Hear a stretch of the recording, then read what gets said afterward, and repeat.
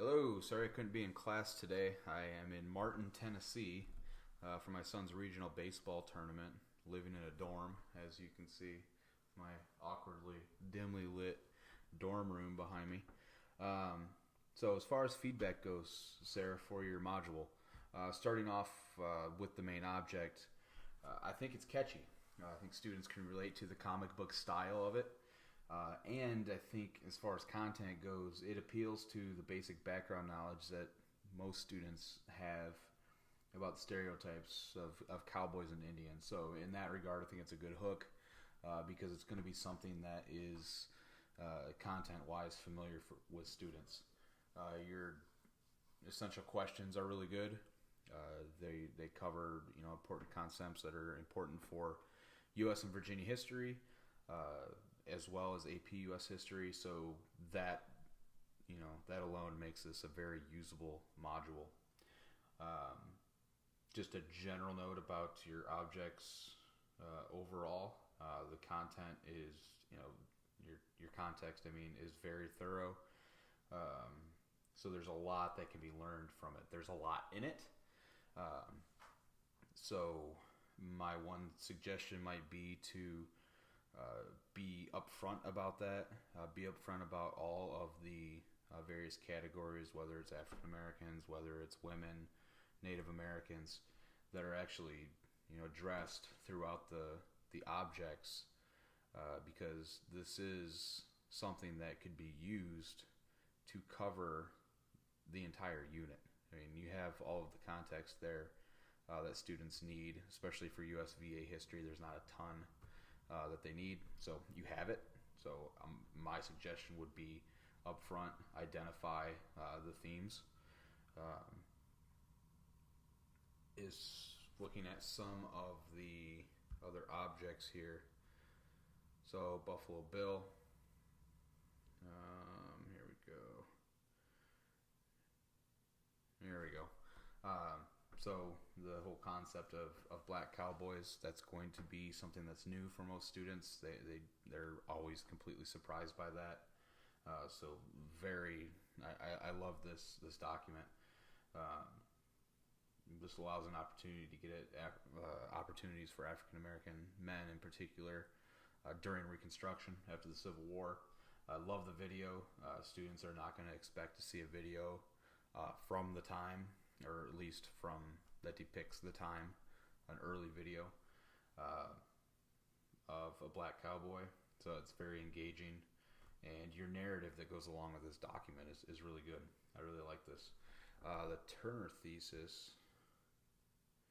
This is an important document. Again, this is something that comes up in every USVA and every APUSH class. So the fact that you've included the Turner thesis, or the Frontier thesis, is curricular wise is really good. Native Americans, in particular, the Catawba map, which I love this map. It'd be interesting to do a side-by-side comparison.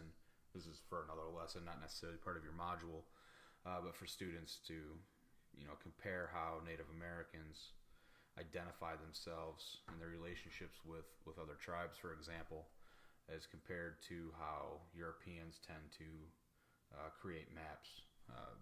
What's interesting about this map, not sure if it'll load here. I don't think it's going to load. That's all right, but we can see the circles and what's connecting them. So even though each one of these tribes is a separate tribe, they identify themselves in this greater community and connected to the tribes, which is an interesting way of seeing your own people as part of a bigger I guess we would call it now global culture. With your document here on railroads, again, another essential topic for USVA. Again, integrating yet another group, which you've done an excellent job of inclusion here with the various groups that had an impact on westward expansion and were impacted by westward expansion. Here, the case with the Chinese. Women this is interesting. The whole idea of the changing identity of the frontier woman. Um, it's interesting how print culture was used to reaffirm gender roles, as you've noted, here with this document. Uh, this is a connection that students should be able to make back at this point to the role that print culture played in the early republic with democratization. This is, again, you have something here that can link back to prior knowledge, prior learning, to help students, kind of understand the whole concept of print culture and gender roles. I would say my favorite document is the last one here, the joining of the two railroads and the modern interpretation of that, showing the people who were actually involved in actually building the railroads, and with the Chinese, frontier women, have Native Americans here who are obviously impacted by westward expansion as a result of expanding the railroads. I like this because it shows the diversity that goes into went into westward expansion, and it kind of gets to the true American character of expansion in the first place.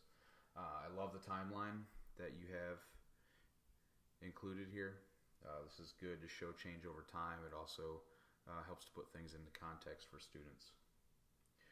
As far as critique goes, there is, I mentioned this at the beginning, there's a lot of information here, and it's all good information. My only thing would be to be upfront with the themes that you're hitting: Asian Americans, Native Americans, women, Hispanic Americans, so that it's not something that if a teacher's going to use it, they teach all of this stuff and then have students do it. I think it would lose some value if that were to happen, because there is, the way you've phrased the essential questions up front and the content that you've included, they learn, just about everything that they need to know about each of these societal groups in terms of westward expansion. So there's no need to double learn it. They can learn it directly from the module. The textbook can be put aside, and the module can be used to learn the content as well as doing the primary source analysis. That's a minor critique. I love this module. I'm guilty of kind of shortchanging this topic a little bit because we get, the idea is to kill Lincoln before the holiday break. And if that doesn't happen, we get farther behind, and then snow days on top of that. And this post-Civil War westward expansion kind of gets shortchanged because we have to, get to the progressive era as quickly as possible because it's a huge part of the curriculum. So I love this because, students can learn the content that they need to know, guided by the essential questions that you've posed for them. And there doesn't need to be anything else. Perhaps a reflection to the essential questions, obviously, but nothing major. You've done an excellent job of providing a lot of context and hitting all of the major benchmarks that students need to know about this era. So, overall, excellent job. I look forward to seeing the final product. Take care.